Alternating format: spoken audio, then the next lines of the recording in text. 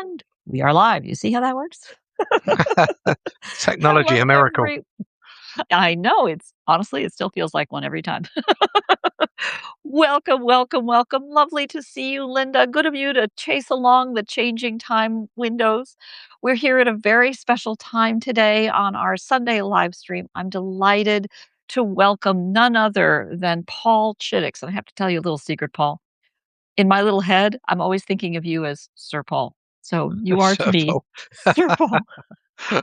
Nobody's ever called me Sir Paul. Call me a few other names, but not Sir Paul. Okay, everybody, we all now get to call him Sir Paul. Well, thank you. First of all, thank you for having me. It's a delight to be here. It's a delight to have you as well. Welcome, Mark, Brana, Jim, of course, and our very beloved Linda Tether. All of you, Lisa McGuire, thank you so much for joining us today. This, as I said, is a very special time for a very special guest. Because Paul Chiddicks, I met you on, was it still called Twitter back then? I It think it was. might It was very Twitter. well Yeah. still have been. And then blah, blah, blah things happened. It changed names. Many of us started looking for another home, and many of us went out in the wandering across the open online world We were until we like found. genealogy nomads with no home for a while. We were. You know, there's a word for that in Japan when you had a samurai who did not have a home, did not have a master. It's called a ronin. We were ronin looking for a We were platform. absolutely. Uh, in any case, we finally found our way to Blue Sky. And what to me was really interesting about that genealogy community on Twitter and eventually on Blue Sky was that it was distinctly British, frankly. And it was very different from a very heavy American sort of crowd that I had seen on Facebook of the genealogy folks on Facebook. And a lot of things have shifted and changed. And I've talked about that. You've talked about that. It's been an interesting world that's developed. And then, as so many of us have now migrated over to Substack, even as many continue with WordPress and other sites, as you know, I've gone out of my way, and I appreciate the warm welcome and support from everybody else of building sky I bridges like to across think it's. platforms, I always refer to it. Everything's set in jelly. It's always transitional, always moving. especially when But heat this is applied. But Substack seems to be the place to be for me. For I now. know there's not many English or British genealogy contributors, but it certainly seems to be the place for anyone that's doing any writing, obviously. But if Right. you've got stories to tell, which many of us have, this does seem to be the perfect platform. It offers so many different areas to progress, whether you're doing a podcast, live streaming, or just basic writing. It encompasses all, whereas I don't think any other platform currently offers all of those features. I've Right. dabbled in Instagram and dabbled in one or two others, but none of them offer the complete package, for want of a better Yeah. description, really. So, as you know, my background was in technology, and I have to sort of resist the temptation to go into tech explanations of things. I think here what's been so delightful has been the thoughtful pathways to finding platforms as communities, whatever it Yes. might be, and then looking at the feature functionality of the community, or rather of the platform, and how that serves the community. And I think for me, anyway, one of the most important things that was here already when after I'd already formed the community, when I discovered Substack, first I discovered I already had a Substack account because I'd been subscribing to other people, but was the stated notion that if you want to leave, you can leave. And you take your content with you, you take your subscribers with you. So set in jelly, I think they're all set in jelly, but this platform is set in jelly and knows it's set in jelly. And all of us have work to do, let's be clear, and I talk about that over at Mission Genealogy, to make sure that we are prepared to go if we need to. And many did, many have. And Uh, that's When you okay. when you think about what we do as researchers and family historians. It's all about connections, but it's not just connections to the past. It's connections today to people with similar ideas, similar thoughts, similar journeys, similar stories. Yeah. And it's by sharing those stories, and this platform allows you to do all of that. Yeah. For me, the core value of anything that we do is connections. That's Connections. that's brilliant. That's brilliant. So it's not about the platform. No, It is about the connections connections. and self-conscious, a thoughtful notion of where and why and how you're making those connections and where you're going, which is where, thinking about a tech role of different kinds of features like AI or audio or video or whatever. If you break it down and think about what you're doing with that connection, and Lisa McGuire just chimes in here to say, I have learned so much from people in this community. Yes. Yeah. It's making a connection that you and I are similar in this way, and we share this past experience or We cousins. learn by sharing of information, sharing Ah, of stories, sharing of technology, of usage, and it's all those little connections yeah. that kind of bring everything together. Y- It's yeah, One of the things that has amazed me, and this is specific, I think, to the notion of family history, is I personally came to family history and stayed because of the ways in which family history connects me to history of place, history of country, history of peoples, history of the planet. And through family history, it's personal.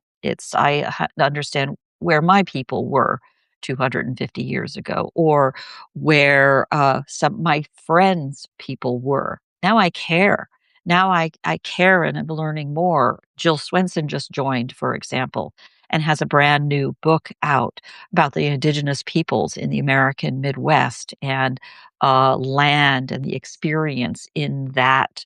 Um, the mixing of peoples at a period of of historic time. Actually, I wouldn't just say American and Canadian.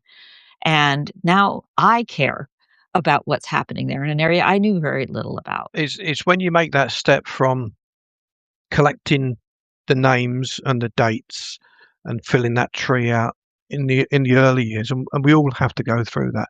Don't get me wrong, that is the foundations. That's where you start from. But it's then when you place individuals or family groups in historical context, social context, global context, what was going on at the time, the migration, what the government were doing, that all would have affected your family members wherever they were in the world. It doesn't matter where they were. They would have all been affected by their surroundings, the environment that they lived in. And it's when you go from that, just a genealogical tree, to then place your ancestors at that moment in time, whether it's Victorian, Edwardian, or they're globetrotters, they've gone to Australia, New Zealand, America.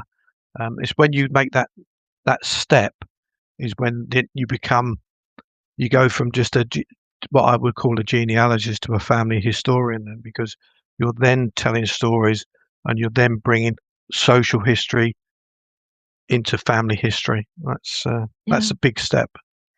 Yeah, yeah. It's as you're describing that, uh I'm thinking of deciduous trees. I grew up largely in the tropics where trees sometimes lose their leaves and they come right back and there's nothing to do with seasons. Living on the mainland now for over 50 years, I get the gist of what happens seasonally. But as you build your family tree, it's like a tree in wintertime. You've built out all of the scaffolding, the structure, and the strength of the trunk and the kind of tree and what's going to have it grow. But it's when it leaves out and builds you learn about the nature of the leaves Absolutely. and how all Yeah, of those things. your foundations or your roots, they have to be solid. That's where you Right, build your base, and then right. it's how you watch it grow, and it could grow in different directions, and there's no rules to that. That's the Yeah. beauty of it. You can go off on different tangents. Um, I have to insert here as a gardener. growing trees is very messy and Very difficult. complicated. Yeah, You can it's not difficult if it just is in the perfect space at the perfect time and just grows away, but even there, branches fall off, people get hurt, lots of bad things happen, but, sometimes a good metaphor is just there to yeah.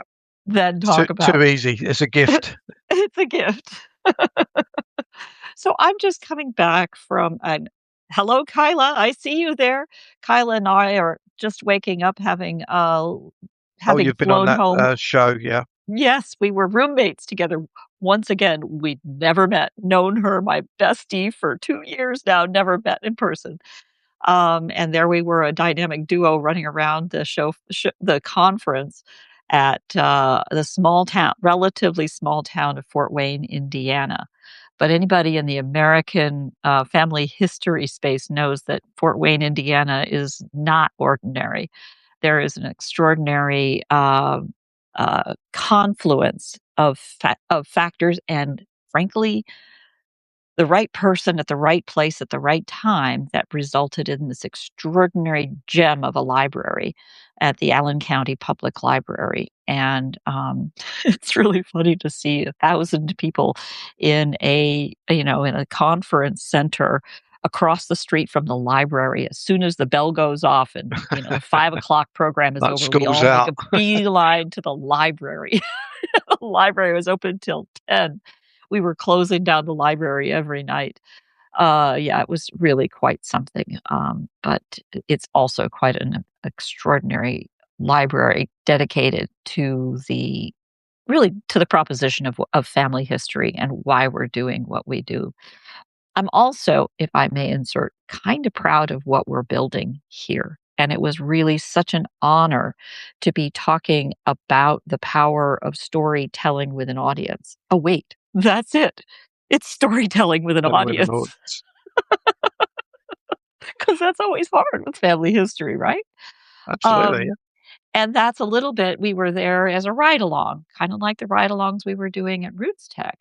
But the ride along in that Genea Bloggers, which has been around for 18 years, well before I knew how to spell genealogy, which took me a minute, um, was along with me and represented, ably represented by my partner in crime, Kyla Byung.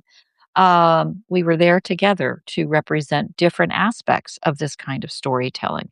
Genea Bloggers has been around since kind of the dawn of blogging as a technology platform, which is really kind of an afterthought of web development. I get to say that because I was there. Anyway, and all the way through this crazy thing that we're making up here and the ways in which these pieces come together. And I think that's something that all of us get to be very proud of. I got nothing. I got nothing without all of you in building this, and frankly, all of your Substacks contributing to all of this. This is just a coincidence of time to be able to get together and share these things. I see Kristen jumping in, telling us about how genealogy makes history personal, Yes, very much so. and is in her own journey, telling her own family stories so ably. Which brings me back to a shout out to all of you as such extraordinary writers. When you step back, I saw you, Jim the historian, jumping in with the kinds of stories that we just don't otherwise hear about American history.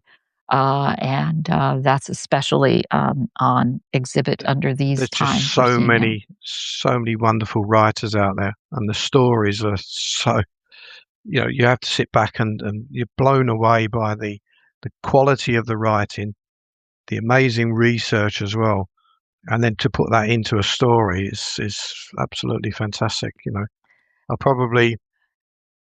I share so many each week on the Chiddicks Observer newsletter, but I probably read 3 times as many as I share, and there's just never enough space to fit everything in. It's yeah, the quality of You writing are is phenomenal. you are so thoughtful in your Chiddix Observer of Which is why when we chatted earlier about this, I love the metaphor of a cup of coffee and a little croissant, just a little something to sit and talk. It always feels when I sit down to read your Chiddicks Observer, I feel like I've just bumped into you in a cafe and you're going to tell me a little bit about some of the things that have amazed you over the last few days. It's just a little stop and a little gap in time. It's just that little moment of peace. It is just like, to me, like you would read an old-fashioned newspaper.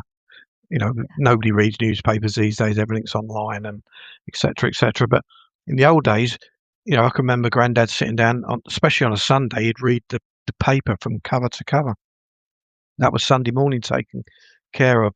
And this is kind of the vibe and the idea behind it. It was to capture all the some of them are, these are not all genealogy based stories.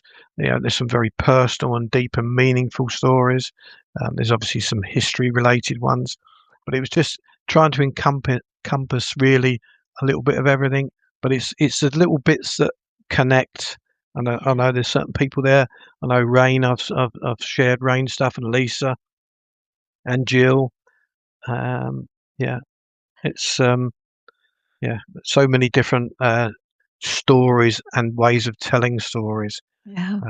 It's something that it kind of started from nowhere really, and I never really knew at the time where it was going to go, and it kind of evolved, and it's been tweaked a little bit, and but now it's got its own little. I call it like a meandering river, because each Yeah. week you never really know the little twists and turns. You never know which way it's going to go, Yeah. what direction this week will bring. I try and vary the posts so they're not all of a similar nature. There's some technology ones in there. There's some good Substack advice Yeah. for people like me, because we're all still learning. Um, so yeah, it's kind of evolved into. I mean, I can't believe we're up to something like episode 56 or whatever. It's kind of taken its own, taken on board its own entity, its own life, really. It's Yeah. Well, there's 2 things in that. One is I've had the privilege of watching you discover your path in Substack. And, I come from a startup world where, you sort of they say it's like building an airplane on after you jump off the building. You have to sort of figure it out and move fast yeah, and figure out what's working and not working and make adjustments. That's valorized just a little too much in my world, but leave that aside for the moment. I've been able to watch you make those observations and changes from a technical perspective in how you present things like including links into URLs that are pasted into body copy of a post. But at the same time, then bring the whole you to the story and sit back and have that metaphor of sitting in the cafe with the newspaper and bringing the bring what's in mind and yet still very thoughtful in the ways that things are brought together. So it never was an expectation of presenting everything that was interesting or rose to a certain quality level or certain bar, but instead a meandering mix of what just happened to happen this last time. And that's yeah. what's so lovely about it. Wanted to avoid just a cut and paste job. It Yeah. would have been so easy just to paste everybody's links into it, and just leave it at that. I wanted to actually. The idea is that I've read every single post, and I've engaged with every writer, and I've got to the core of what they were trying to write about, um, and that's what I then try and transfer into the Observer, with the hope that others will then pick up on new writers and subscribe, and it's a good way of sharing and introducing different people to other people. It's a great way of, as I say, it's kind of taken on its own little entity. Really, it's kind of Beautiful. evolved, and it's Yeah. it's established now, because I think people know it's always coming out on a Monday, um, and it's all, they know the format. The format's now sort of Right. established, Right. so there's no surprises as such. I'm Um, reminded that in this world of AI, where you can have posts automatically written for you. Yeah, you can. You can do all kinds of things. You can make movies automatically without a lot of work. That the things that we actually put our work into have to be meaningful, and it Yeah, makes a difference, and it's clear when you've put the work in. So I the flip side to it is that if you're gonna do something that's gonna take work, have it be meaningful, and, yeah. things that are unimportant, find a way to see if they can be automated or do they even need to be done, You because have if to it's not give meaningful. to make something worthwhile, even if somebody doesn't particularly like or enjoy what you've written, you have to give a little piece of yourself to the story. You Oh. can't, and the bigger the story, the more you have to give. And, the Adelaide story that we'll come to later in the week Well, let's talk a is little bit about that. that is something that takes well, it took a hell of a lot from me. It actually took a, but it had to be like that to make it work. Yeah, yeah. So tell when we've talked about this before, you've talked about how sometimes the story finds you.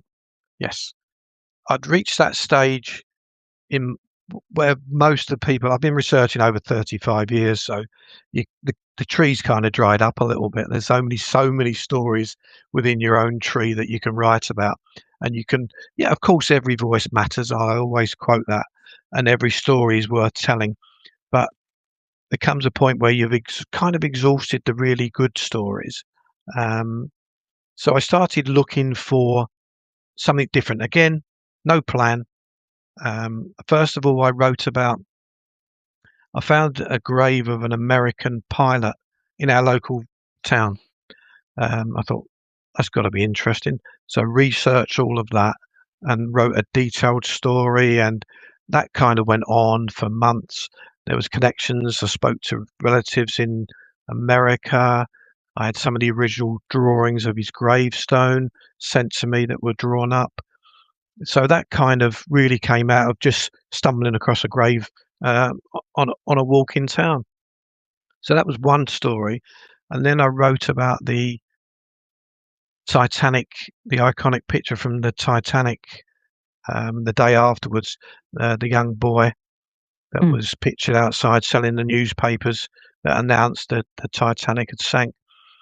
Now I googled and looked online, and there was references to his name, but there was no one I couldn't find anywhere that his story had been told. So that was the first branch away from my own family. Um, and again, that took a lot of time and research and a lot of writing. Um, and then, of course, Adelaide's picture came up, and it does come up quite regularly if you go on any social media site. It's one of those that does the rounds, if you like. And again, there was what I call potted histories. Somebody would put, she was born here, died there, had so many siblings. There was like a paragraph of information, and that's really what piqued my interest. I had absolutely no idea where it was going to lead to when I started digging. Um, Initially, I found a Roots chat conversation where somebody had posted a picture, and then there was a few conversations. That's now gone on to something like 19 pages long now. Um, and people asked who she was, and there was a few little snippets of information. And then a guy called John Curnow said she was his two times great aunt, and John sort of then contacted me because I'd made some references in the chat, and I'd said, I was a family historian researcher. He said, "Would you like to research her story?" He said, "I've got plenty of certificates and information, but I can't write a story." And that's really where it all kind of started. That was the seed um, to what was probably 2 years on and off research and going backwards and forwards and adding to the story and purchasing of books, doing some background checks, and it kind of snowballed from there. But what happened was because of the connection won't go into too much today, but because of the connection to Jack the Ripper, and if you've read the story, you'll know the connection to the Jack the Ripper story. There's a gentleman over here who has written several books um, on the Jack the Ripper series, and he does various guided tours in London. He got in touch and said, could he interview me? So I said, yeah, why not? So I went down to Ironbridge in Shropshire, and we did an interview down there, which he posted on all his social media, and it went. I say it went viral. It went viral for me anyway, um, and it was really that kind of the whole thing really took off then. Um, People, the comments, and people were coming back. People were sharing, resharing the story. Um, and currently, the last time I looked, it had been viewed over 44,000 times, which is probably the accumulation of everything else I've written times 10. Yeah, so it was kind of it was a set of circumstances that all came together that made it work, but it was the story. Above all else, it's always about the story.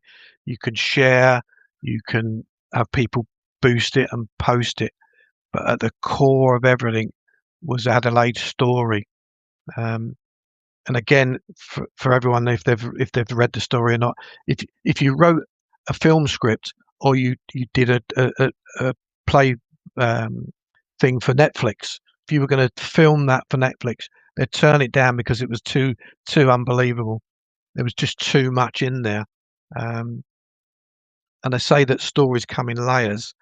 I've never known a story reveals every way you turned, it just got darker and worse, and it got deeper and deeper. It was it drained me. I didn't do anything for when I'd actually finished it and submitted the very first one. I didn't do anything for about 2 months afterwards because I was physically shot. It was Yeah. absolutely. It took quite a lot to do that. Yeah, it was very emotional. Doesn't really cover um, what it felt like. It was draining, emotionally draining. It Yeah. was, and You know, considering I should have pointed out right at the very beginning. Of course, she's no relation of mine whatsoever. There's no family connection. It was only that yeah. John Yeah. Curnow, her two times great nephew, got in touch. Right. Um, So many of these stories, I think, we chatted about this a little bit before we got started. One of the things that I did not realize as we began these conversations that, there's a little bit that has to do with the scaffolding of the story itself, the set yeah, of facts. But then there's the empathy to understand what else was happening, what the contextual facts were that led to it, the parallel to, or rather coincidental timeline relative to the Industrial Revolution, to the role of Jack the Ripper, to the set piece, what was happening around it that makes something that was a potted history into a deeply something that is pulling on the soul to something that for you to care about that you didn't hear before. And I tend to think that your extraordinary skill set in writing is coming from that ability to listen to the story, to listen to the facts around it, just as you are listening to the stories that you're reading. And then in chatting with you, I discovered that you are also a coach, not just a here's how to hit the ball kind of coach, but rather a team coach. Do you want to talk a little bit about that? yeah. I've always been involved with sport. Yeah, throughout my life, I played football. You call it soccer, but we call it football over here. So I played football for from as a young lad, 8, 9, and then you get to the point where you can't play no more. So then I coached. I coached for maybe 15, 20 years, coached junior teams. And then I had a break, because we had a young family, we got married, and work took off. And so you have a break. And then about 4 years ago, I came back into it because I was coming up for retirement, um, and my wife was one of those, she said, "You're not sitting around at home all day." Not with me. No, she said, "I'm signing you up for anything and everything, so you're out the house at least 5 days a week." And she said about this walk-in football, which is for people of a certain age group, and, I kind of, yeah, I played football, I don't really wanna go back to that, because I don't think it's gonna be my cup of tea. And I got involved and wow, it's kind of as much as I throw myself into genealogy and Substack and all these other things, football takes up equally as much time. So we have 2 sessions a week, we play over a weekend, we have something like 60 players on a good night turn up. We're split into 3 teams. We have a ladies team, 2 men's teams, trying to get a younger team going as well. Um, so again, you have to think about the different sessions and plan and all the practice drills. And, it's not just a question of turning up with half a dozen balls in a bag and away you go. In fact, I was sorting the garage out today because the garage is full of kit, bibs, footballs. It's kind of taken over. As much as the Lego's taken over the study, the football stuff has Oh, taken over the garage. the Lego It's, conversation we'll come back to another time. but it's, no, it's always been a lifelong passion of mine. And again, I'm going back to this is the most enjoyable period of football I've ever had. I absolutely love it. I have to pinch myself that I'm getting a kit bag ready to go and play and train and teach football at my age. It's to come back to something that you love after quite a big gap. I hadn't played for 20 years since I was, say, 40. To come back to it now, it's a real privilege actually. But I do like the because it's a social thing. The football is one aspect, but it's the social side of it. We have social events, we have Christmas dues, we have different things going on, functions going on. We have a drink afterwards, so it's quite a socially active. And the football bit is kind of an aside, really. But there's something really important that caught my ear when you were describing the football thing.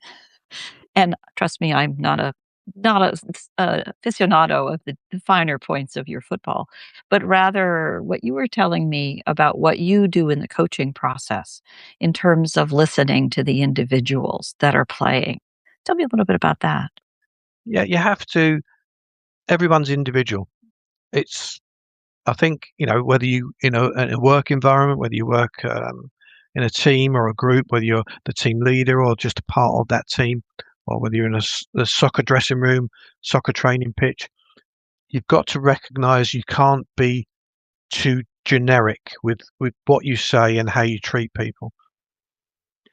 It's, you have to work out what makes people tick, what motivates people, what interests people, because no two people are ever the same.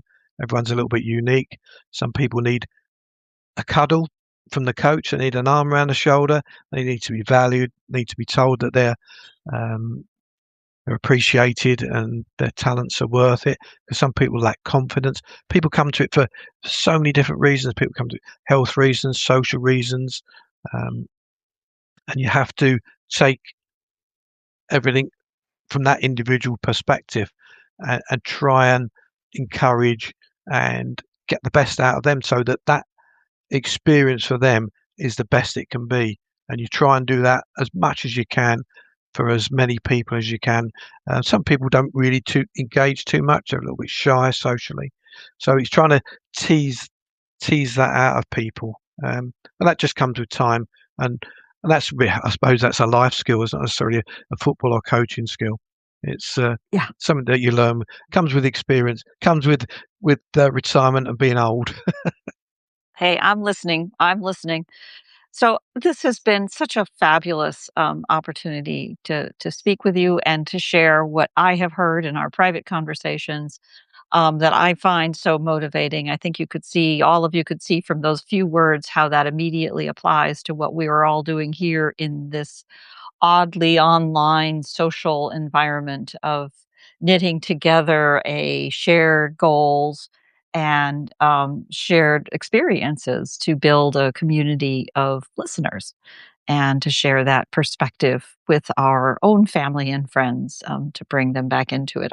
I'm coming, as I said, right out of this National Genealogical Conference where I was astonished to see that I was surrounded not with people that I needed to convince why storytelling is important, but to recognize all of them as figures that are out in their own communities trying to do the same thing that we are doing, and it was pretty inspiring. So I hope all of you, if you haven't already, pop over to the Projectkin calendar. You'll see our event on Thursday, and I will include the details of the event in the notes with this recording that will be popped up Is it onto. Wednesday or Thursday? It's Thursday. Oh, wait a minute. It's Wednesday. Thank you. I was panicking then because Thursday's football, you see. You see, and this is exactly why we've not had Paul on before. We had to make some small adjustments to the calendar, which, as you all know, I don't do easily.